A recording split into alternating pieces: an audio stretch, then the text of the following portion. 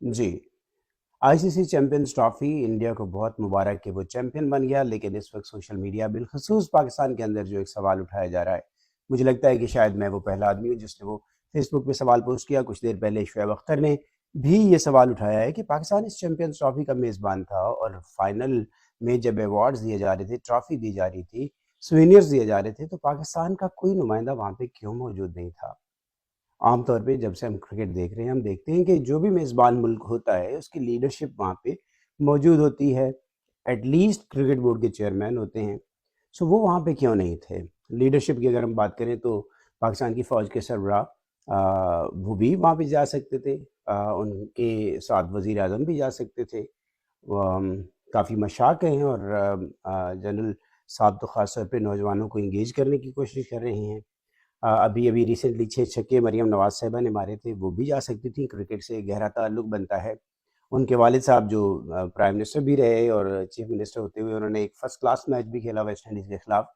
तो ये cum merit नहीं बनता था कि वो जाके वहाँ पे नुमाइंदगी करती पाकिस्तान की और अवार्ड्स देती। रूलिंग पार्टी की सरबराह भी हैं। तो एनीवे ये सवाल उठाया जा रहा है और जवाब इसके तलाश करने होंगे कि क्या इंडिया को तो एतराज़ नहीं था कि उनके क्रिकेटर पाकिस्तान में नहीं जाएंगे या उनके क्रिकेटर कुछ ख़ास हाथों से अवार्ड नहीं लेंगे। तो ये सवालात हैं जो उठाए जा रहे हैं सोशल मीडिया पे।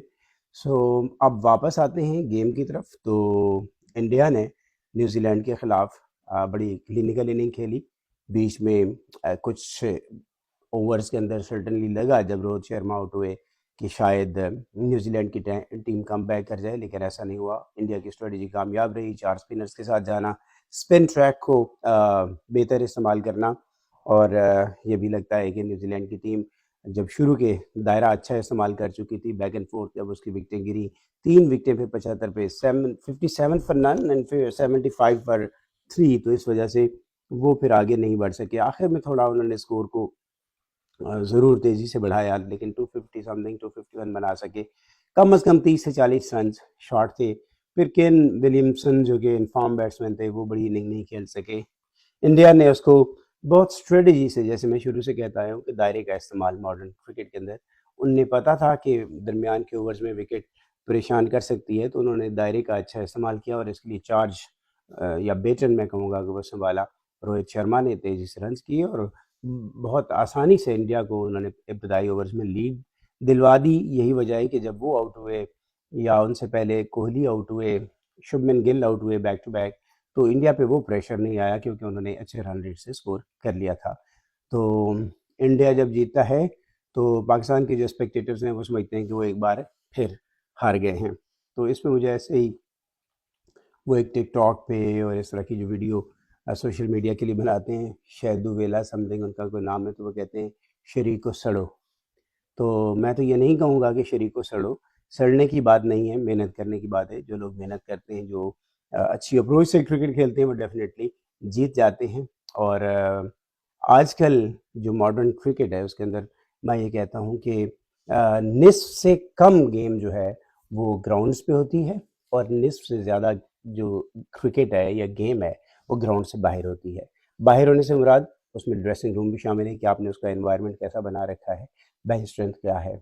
और बाहर होने से मुराद ये भी है कि जो सिलेक्टर्स की टीम आपने रखी है वो किस मेरिट पे है, सिलेक्टर्स किस मेरिट पे टीम को सिलेक्ट करते हैं, और क्रिकेट बोर्ड का जो चेयरमैन है वो किस मेरिट पे आया है, उसकी अपनी सूझबूझ कितनी है।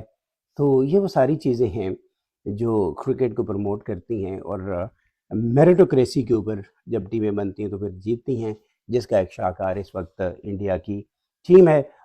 दोनों टीमें डिज़र्व करती थी कि वो जीत जाती। अब मेरे समेत बहुत सारे लोगों की हमदर्दियाँ न्यूज़ीलैंड के साथ थी, किसी असबियत के बगैर कि इंडिया ना जीते, पाकिस्तान हार गया, तो इस वजह से नहीं, बल्कि इस वजह से कि न्यूज़ीलैंड की टीम काफ़ी अरसे से बहुत अच्छी क्रिकेट खेल रही है।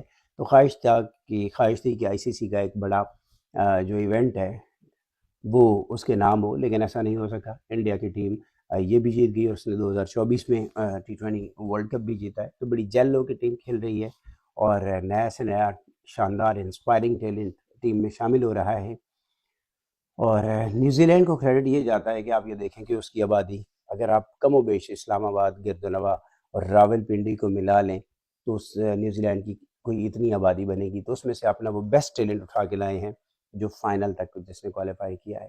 انڈیا 1 ارب کم و بیش 30-40 کروڑ کی آبادی ہے، اور اس میں بھی کسی بڑے اسٹرانگ بیک گراؤنڈ سے لڑکے نہیں آئے ہیں۔ محنت مزدوری کرنے والوں کے بچے بھی اس ٹیم کا حصہ ہیں، تو یہ بھی اس کا ریفلیکشن ہے کہ میرٹ کو وہاں پہ اہمیت دی جاتی ہے۔ کسی کی پسند، سیاسی پسند ناپسند وہ میٹر نہیں کرتی ہے، کسی کا مذہب، ذات، عقیدہ وہ میٹر نہیں کرتا ہے۔ جو کرکٹ اچھا کھیل رہا ہے اس کو جگہ ملے گی، اور بڑے بڑے کرکٹر جو ہیں وہ تھوڑے سے آؤٹ آف فارم ہوتے ہیں تو باہر چلے جاتے ہیں۔ یہ وہ سٹینڈرڈز ہیں جو انڈین کرکٹ کو بہت آگے لے کے جا رہی ہیں۔ سیکھنا ہو تو بہت کچھ ہے، انڈیا سے بھی سیکھا جا سکتا ہے، اور تو اور افغانستان سے بھی سیکھا جا سکتا ہے۔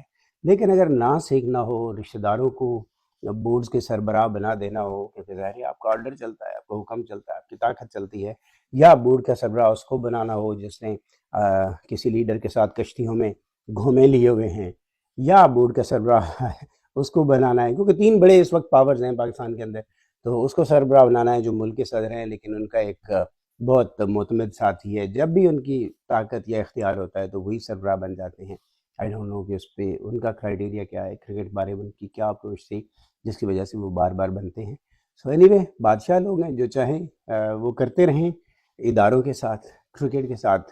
لوگ ہیں بیچارے جلتے گڑتے رہیں گے، اپنے ٹی وی سیٹ توڑیں گے، لیکن کیا کریں گے، مجبوراً پھر واپس آ جائیں گے۔ ایک آدھا چیننگ کوئی لڑکا کھیل گیا، ٹیم نے تھوڑی سی بہتر پرفارمنس دی تو دوبارہ جڑ جائیں گے کرکٹ سے۔ لیکن یہ کھیل ایسا نہیں ہے کہ جس کے بارے میں یہ یقین کر لیا جائے کہ یہ کبھی ختم نہیں ہوگا۔